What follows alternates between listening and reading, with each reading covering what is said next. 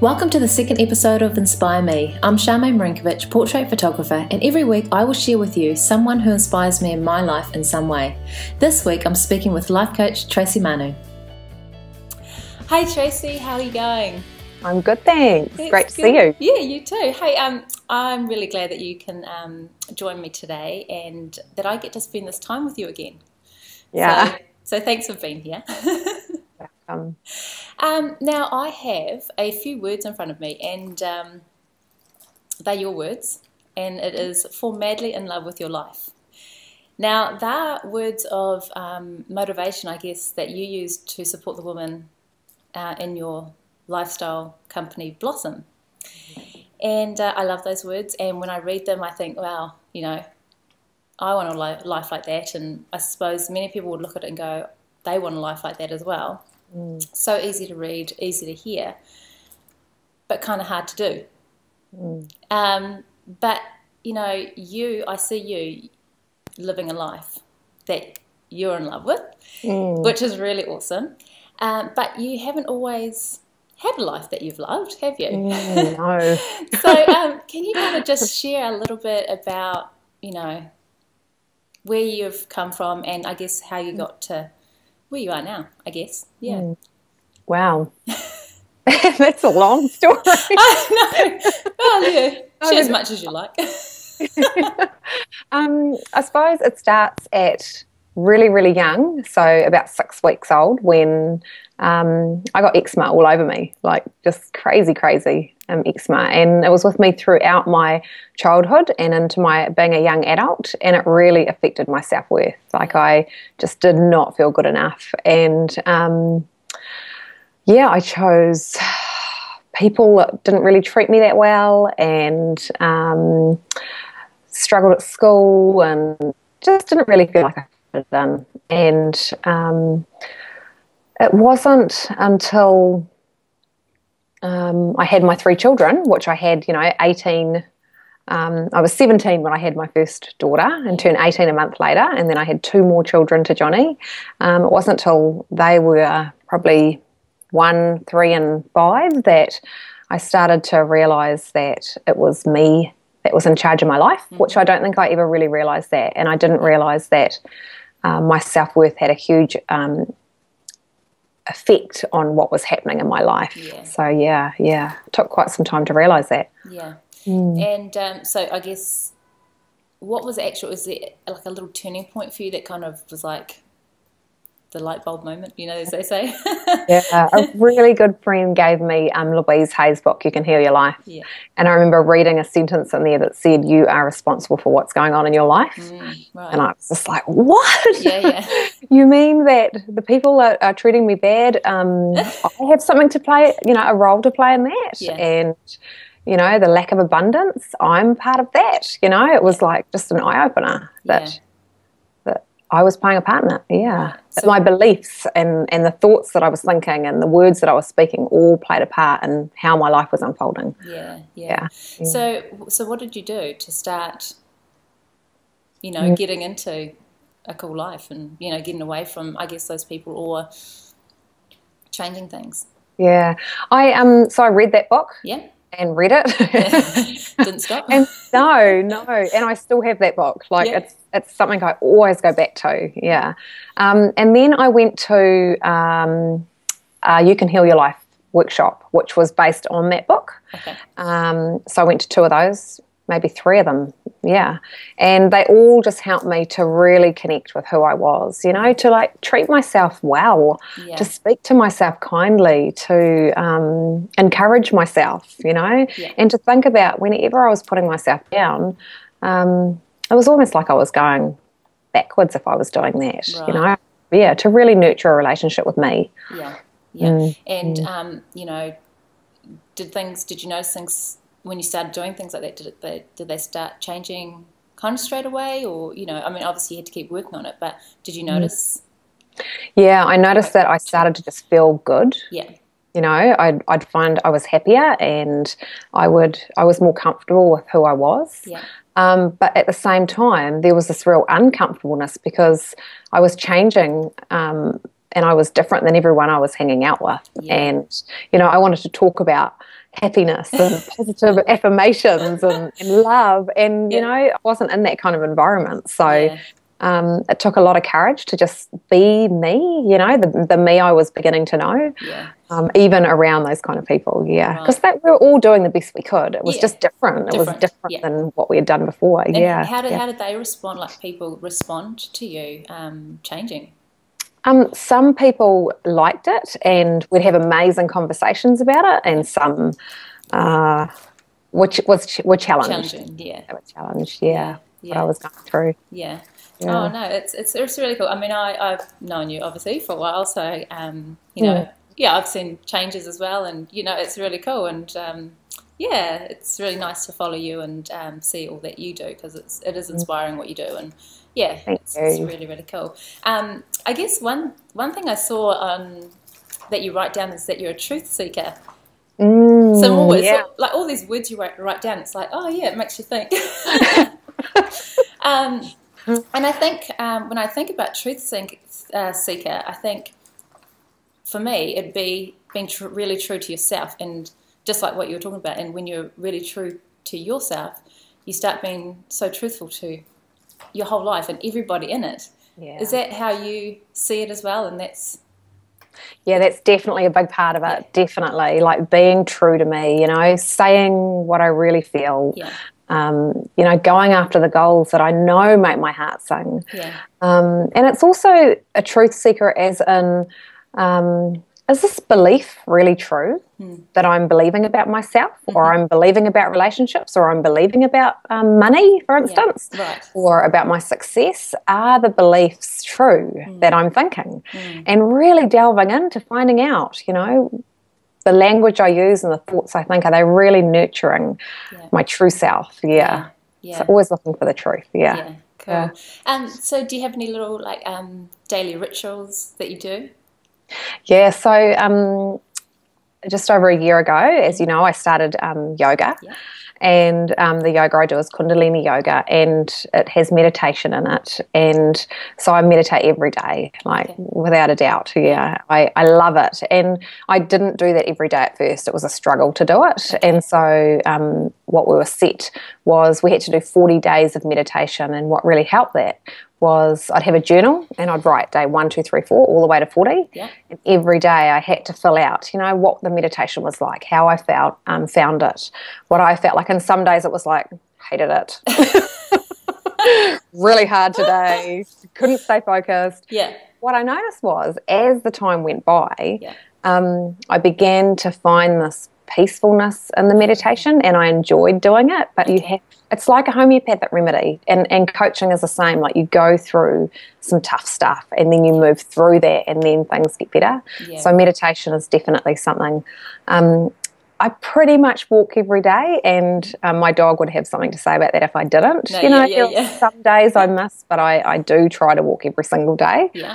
I listen to music that just lights my soul, you know, every day. And it's music that my husband and when the family stay, they have to get used to, because it's all chanting. It's really different than your normal music. So I do that. I have a cup of apple cider vinegar and honey every morning. It's my ritual that my husband makes for me. And that's my little thing I do every morning. That's cool. So have they adapted to your rituals? Like, you know, do they include that, your family, in their lives at all? Some. Andy meditated with me the other day. Oh, did he? Cool. Way to go, Andy. I don't know whether this is me. Start from 1 to 40. Yeah. And I've got Shayla home from uni at the moment, and she said she's going to come to yoga tomorrow night. So I hope she does. I hope she experiences it, because it's the type of yoga that gets you really connected to your true self, which is why I was so attracted to it, because the coaching's always been about helping people to love themselves more and connect, and this is just doing it on a whole nother level. And a little bit deeper, do you think? Yeah, definitely. That's really cool. So I guess if people are wanting to make a change, what would you suggest to them would be like the first step? Where would they go? What would they do? To make a change? Wow. there's a couple of things that they could do. One is just to become aware of their language, you know, like when you wake up in the morning, what are the first things you think? When you're going throughout your day, what are you thinking? You know, what are you saying to people about your day or your relationship? Or just really become aware of the language you speak and the thoughts that you think. That would be, it's key, because we're not aware of what we're thinking and saying, and so then we're creating these lives that we're wondering why they're not going as well as they could. But when we become present and notice what we're saying, we can change the way we think and speak. So that would be one thing. And the second is, it comes from the Louise Hay book I read all those years ago, and it's mirror work. It's like looking in the mirror every day and saying something nice to yourself. I remember you saying that to me, because I've done some coaching with you myself, and you said mirror work. I found that so hard to do. But you've got to. I guess you've got to keep at it, and every now and then I do try and do it again, and it still feels weird. It's something, I guess, like the journal writing. If you keep it up, it gets easier. And quite often people say, I find that so hard, and it's like, I mean, that's where the work's got to be done. It's where it's hard. That's where we do the work. Because if it was all easy, we'd be all doing it, wouldn't we? Totally, And and the tough stuff is where the big shifts happen. You stick at that and you connect. Because I feel like a lot of us get really disconnected from who we really are. We get disconnected that our thoughts and our body are linked. And so when we're saying or thinking bad things about our body, for instance, that's all connected. Our body is feeling and hearing that. And so, you want to be saying really good things to your body, because if you've criticised yourself for years and it's not making any difference, then how about trying to be really kind to yourself and thinking that you speak to yourself like your best friend or a child. I think many people would speak really differently, and I was the same. My self-talk was shocking. And also, I guess when you talk to yourself kindly, your children will hear exactly the same thing. So whatever you say to yourself, your children are hearing exactly that. And you're teaching them to talk to themselves about the way you're doing it to you. So it's so cool to change that into a positive way. And actually, another thing I learnt from you, I learnt a few things for the time that I spent with you. And there was one thing that came up for me, and that was, I was a young mum as well, as you know, and I was always saying, not always saying, but every now and then I'd be like, don't get pregnant to my daughter, And I remember you, and I remember you saying, when you say that, it's like it was a bad thing that we got pregnant. And when I think about it, it's like it was actually probably one of the best things that happened to me. So now instead of saying don't get pregnant, it's like, oh, hey, go and have some cool experiences, and it's just rewording it and changing it around and not even mentioning it. So just swapping it around. And I was sharing that, and I was sharing that from my own experience, because that was something I focused on too, Don't do it. Don't do it, But really, go out, have some... and now I've got 2 grandchildren. Now I've got 2 grandchildren on the way, and I'm so excited about it. So, it's just trusting. I tell you that, everything's happening how it's meant to be happening. And going with it flow. For the right reasons. And no, it's really cool. So so overall, you're a life coach, you're a yoga teacher now, you're an inspirational speaker and a truth seeker, which is all just really exciting to see that you're doing all of that. So I guess, if people want to get in touch with you, Tracy, how do they go about getting in touch with you?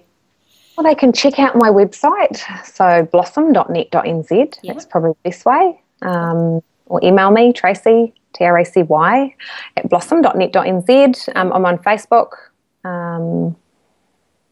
I think it's probably best to go to the website, because I can't remember the Facebook name.